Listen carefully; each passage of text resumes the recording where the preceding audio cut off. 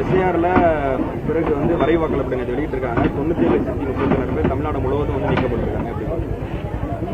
தமிழ்நாடு முழுவதும் 97 லட்சத்துக்கு மேற்பட்ட வாக்காளர்கள் நீக்கப்பட்டிருக்கிறார்கள். இன்றைக்கு வாக்காளர் பட்டியல் தரப்பட்டிருக்கிறது. புதுக்கோட்டை மாவட்டத்தில் 1,39,000க்கு மேற்பட்ட வாக்காளர்கள் நீக்கப்பட்டிருக்கிறார்கள். திராவிட முன்னேற்றக் கழகம் எஸ்ஐஆர் பணியிலே ஈடுபட்டவர்களை, அதேபோல எங்களுடைய ஓரணியில் தமிழ்நாடு என்கின்ற அந்த பணியில் ஈடுபட்டவர்களை கொண்டு இன்று முதல் ஒரு 10 நாட்களுக்குள்ளே வாக்காளர் பட்டியலை எல்லாம் சரிபார்த்து உண்மையிலேயே விடுவிட்டிருக்கிறார்களா, இவர்கள் வேண்டுமென்றே விட்டிருக்கிறார்களா என்பதையெல்லாம் நாங்கள் நிச்சயமாக கண்டுபிடித்து சொல்லுவோம். ஏனால் அதாவது அடையாளம் கண்டுபிடிக்காமல் வேறு இடங்களுக்கு சென்றவர்கள் என்கிற பட்டியல் அதிகமாக இருக்கிறது. எனவே அது நகர்ப்பகுதிகளில் தான் இன்னும் அதிகமாக இருக்கிறது. கிராமப் பகுதிகளிலே இறந்தவர்களை தவிர மற்ற பட்டியலையும் நாம் சரிபார்க்க வேண்டிய சூழ்நிலை இருக்கிறது.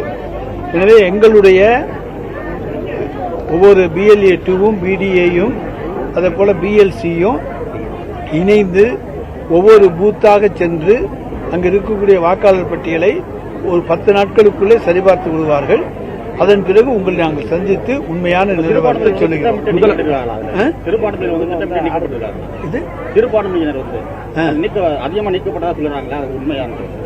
அதெல்லாம் வாக்காளர் பட்டியலை பார்த்ததுக்கு அப்புறம் தான் தெரியும் அதிகமா நீக்கியிருக்காங்களா இல்ல வேணுனே நீக்கியிருக்காங்க போயிடுச்சா அப்படிங்கறதெல்லாம் வாக்காளர் பட்டியலை பார்த்த பிறகு. முதலமைச்சர் தொகுதியில் 1,00,000 பேர் நீக்கிருக்காங்க. துணை முதலமைச்சர் தொகுதியில் 89,000 பேர் நீக்கிருக்காங்க. அதே போல எதிர்க்கட்சி தலைவர் எடப்பாடி பழனிசாமி தொகுதியில் 26,000 பேர் தான் நீக்கிருக்காங்க. இதை நீங்க எப்படி பாக்குறீங்க?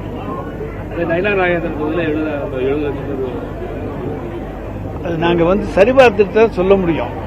ஏன்னா எடப்பாடி தொகுதியில் 20,000 பேர்னா யார் யாரை விட்டுட்டு இருக்காங்க அல்லது எது பொய் வாக்காளர்கள் என்பதையெல்லாம் எங்களுடைய தேர்தல் பொறுப்பாளர்களும் அதே போல அந்த பகுதியில் இருக்கக்கூடிய பூத் ஏஜென்ட் எல்லாமே போட்டிருக்கோம். அவங்க BLC BLA 2 அவங்க எல்லாம் சரிபார்த்து விடுவாங்க.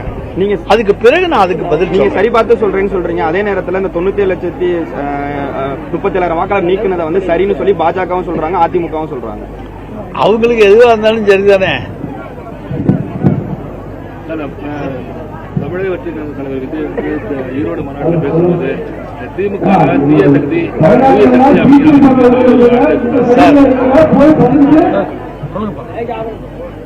நாங்க தீய சக்தியும் இல்ல தூய சக்தி இதை பற்றி எல்லாம் கவலைப்பட மாட்டோம். ஏன்னா எங்கள்கிட்ட இருக்குது மக்கள் சக்தி. அவருக்கு மக்கள் சக்தியை பற்றி தெரியாது. சினிமா வசனத்தில் தீய சக்தி தூய சக்தி என்று பேசியிருக்கிறார். நாங்கள் மக்கள் சக்தியை நம்புகின்றவர்கள். எங்களிடத்திலே மக்கள் சக்தி இருக்கிறது. அவர் என்ன சொல்றாருன்னா, முதலமைச்சர் சினிமா டைலாக் தான் பேசுறாரு, நான் பேசுனா சினிமா டைலாக் சொல்றாங்க, அவர் பேசுறது என்ன சிலப்பதிகார டைலாக். அவருக்கு சிலப்பதிகாரமும் தெரியாது, ஒன்றும் தெரியாது. எழுதி கொடுத்ததை வாசிக்க மட்டும்தான் அவருக்கு தெரியும். யார் எழுதி கொடுத்தாங்களோ அவங்கள்ட்ட இந்த கேள்விகளை நாம் கேட்போம். அவர் பேசும்போது திமுக கடுமையான சாலை பேசுறாரு. களத்துல அதிமுக இல்லவே இல்லை, அதெல்லாம் அவங்களை பத்தி நான் பேச மாட்டேன்னு சொல்றாரு. தமிழகத்தை பொறுத்த மட்டும் திராவிட கலாச்சாரம் தான் ஆரம்பத்திலும் தேர்வு வந்திருக்கு. விஜய் திராவிடம் மற்றும் தமிழ் தேசியத்தை அமையப்பட்டு வர்றாரு. அந்த திராவிட கலாச்சாரம் தமிழ்நாட்டிற்கு அகலக்கூடிய வாய்ப்புகள் அவரால் ஏற்படும். திராவிட மாடல் ஆட்சியையோ திராவிட கலாச்சாரத்தையோ தமிழ்நாட்டிலிருந்து பிரிக்க முடியாது. அவர் பகுத்தறிவு தந்தை பெரியாரை ஏற்றுக்கொண்டிருக்கிறேன் என்று சொல்லுகிற பொழுது திராவிடத்தை ஏற்றுக்கொண்டிருக்கிறார் என்றுதான் அர்த்தமாகின்றது. ஆனா அதை வேணா இன்றைக்கு மறைமுகமாக பாரதிய ஜனதாவினுடைய டீமாக இருக்கிற காரணத்தால அவர் மறைக்கலாம்.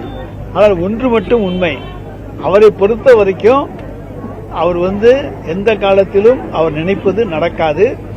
சும்மா ஒரு 6 மாசம் ஆக்ட் பண்ணிட்டு ஒருத்தர் முதலமைச்சராக வர்றது, ஆட்சியை பிடிக்கிறது என்பதெல்லாம் சினிமாவில் நடக்கும், அரசியலில் உண்மையில் நடக்காது. கடந்த காலத்தில் அது போன்ற சம்பவங்கள் நடந்திருக்கு. என்னைக்கு நடந்திருக்கு சார்? எம்ஜிஆர் 1972 கட்சி ஆரம்பிச்சாரு. திண்டுக்கல் இடைத்தேர்தல் வந்துச்சு.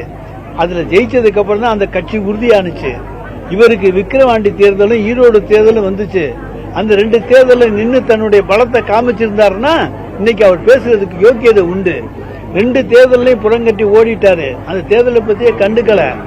எம்ஜிஆரையும் இவரையும் ஒப்பிடவே முடியாது. அதனால விஜய் ஒரு காலத்திலும் எம்ஜிஆராக ஆக முடியாது. திறந்தாலும் எல்லாம் பேசுறாங்க, எங்களாலையும் பேச முடியும், எங்களுக்கு அது வரும்னு சொல்லிட்டு மிரட்டுறது மாதிரி பேசியிருக்காரு. அதை எப்படி பாக்குறீங்க சார்? சார், அவர் சினிமா பாணியில் தான் பேசிட்டு இருக்காரு. அவர் ஒரு சினிமாவில் வந்து ஸ்டெண்ட் போட போவால 100 பேர் அடிப்பாரு. அதை போலதான் இன்றைக்கு வந்து திறந்தாழ்ந்து பேசிக்கிட்டு இருக்காரே தவிர நாங்கள் யாரும் திறந்தாழ்ந்து பேசுகின்றவர்கள் அல்ல. பொதுவான பிரச்சனையா இருக்கட்டும், திருப்பரங்குன்ற இஷ்யூவா இருக்கட்டும், 100 நாள் வேலை திட்டத்தை வந்து மாமல்லா காந்தி பேரை எடுத்ததா இருக்கட்டும், இதுல வந்து தாவக எந்த ஒரு இதையும் கருத்தையும் சொல்லவே இல்லையே சார். நான் தான் சொல்றேன், அவர் சி டீம் சார், பாரதிய ஜனதாவுடைய சி டீம், கருத்தெல்லாம் சொல்ல மாட்டார். திருப்பரங்குன்ற விவகாரத்தில் உயர்நீதிமன்ற மதுரைக்கு வந்து ஒரு ஜட்ஜ்மெண்ட் கொடுத்துருக்காங்க. இவர் சாயங்காலம் தீர்ப்பு வந்து தடை சொல்லியிருக்காங்க. அதை சார், ஒண்ணு ஆகம விதிகள் இருக்கு, அது போல தொடர்ந்து நடைபெற்று வருகிற சம்பிரதாயங்கள் இருக்கிறது, பழக்க வழக்கங்கள் இருக்கிறது. அந்த மலை உச்சியில அங்க அந்த தீபத்தூன்னு சொல்ற இடம், நாங்க வந்து சமணர் காலத்து கல்வெட்டுன்னு ஒரு குறிப்பு சொல்லுது, இன்னொன்னு வந்து சர்வே கல்னு சொல்லுது. அங்க தீபம் ஏற்றியதற்கான அறிகுறிகளே கிடையாது, ஒன்றும் கிடையாது சார், ஒன்றும் பண்ண முடியாது. எடப்பாடி பழனிசாமி வந்து கொள்கை வேறு கூட்டணி வேறு, எதற்காக நாங்க கொள்கையை விட்டு கொடுக்க மாட்டோம் அப்படின்னு சொல்லி பேசியிருக்காரு. யாரு? எடப்பாடி. அவருக்கு கொள்கையும் இல்ல, கூட்டணியை தான் நம்பி இருக்காரு. கொள்கை வேறு கூட்டணி வேறு என்று சொல்லுகிற தகுதி அவருக்கு கிடையாது. ஏன்னா அவர் கொள்கையை விட்டு தான் இன்றைக்கு பாரதிய ஜனதாவினுடைய அடிமையாக இருக்கிறார். அந்த கட்சிக்காரன் பாவம் நல்லவன், அவங்க எல்லாம் பாவம் துடிக்கிறாங்க. எல்லாரும் வந்து இன்னைக்கு வந்து திராவிட முன்னேற்ற கழகத்தை ஏதாவது ஒரு மறைமுகமாக ஆதரித்தால்தான் தமிழ்நாடு இன்னும் தலைநிமிர்ந்து நிற்கும், தமிழ்நாட்டு முதலமைச்சருக்கு இன்னும் பலம் கிடைக்கும் என்கின்ற எண்ணம் இன்றைக்கு அதிமுக தொண்டர்களிடத்திலேயே இருக்கிறது.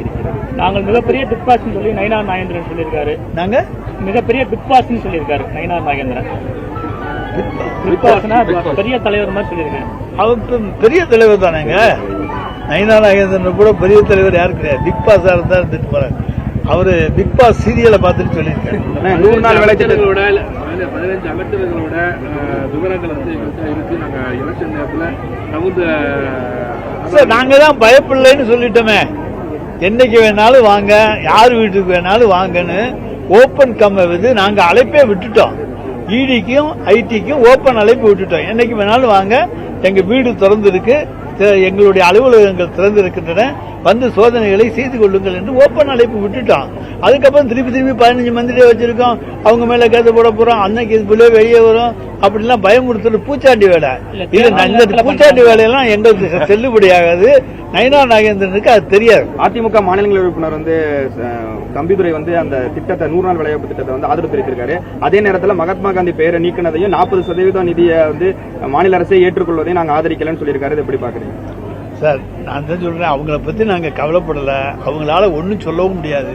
100 நாள் வேலை திட்டத்தை ஆதரிக்கிறேன் பாரு, அப்புறம் வந்து 125 நாளைக்கு வந்ததை வரவேற்கிறேன் பாரு, அது ஓட்டு போட்டுட்டு வருவாரு, ஓட்டு போட்டு வந்துட்டு ஒரு ஸ்டாண்டை சொல்லுவாரு.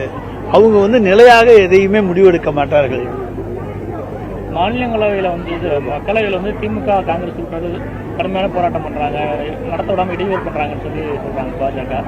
இந்த 40 எம்பிக்களும் சார், ஒரு கொள்கை வர்ற போது பேச வாய்ப்பு தர வேண்டும். வாய்ப்பு தரலைன்னா என்ன பண்ண முடியும்? நம்ம சத்தம் போட்டு தான் சொல்ல முடியும். எங்களுடைய குரலை உயர்த்தித்தான் இந்த உரிமைக்காக போராடுகிறோம் என்று குரலை உயர்த்தி சொல்ல வேண்டிய கட்டாயம் எங்களுக்கு இருக்கிறது. அங்கே அவர்கள் மெஜாரிட்டியோடு இருக்கிறோம் என்கிற தைரியத்திலே சட்டங்களை கொண்டு வருகிறார்கள். அது மக்களை பாதிக்கும் என்பதை எடுத்துச் சொல்வதற்கு எங்களுக்கு வாய்ப்பு கொடுப்பதில்லை. எனவே நாங்கள் உரத்த குரலில் சத்தம் போட்டுத்தான் பேச வேண்டியிருக்கிறது.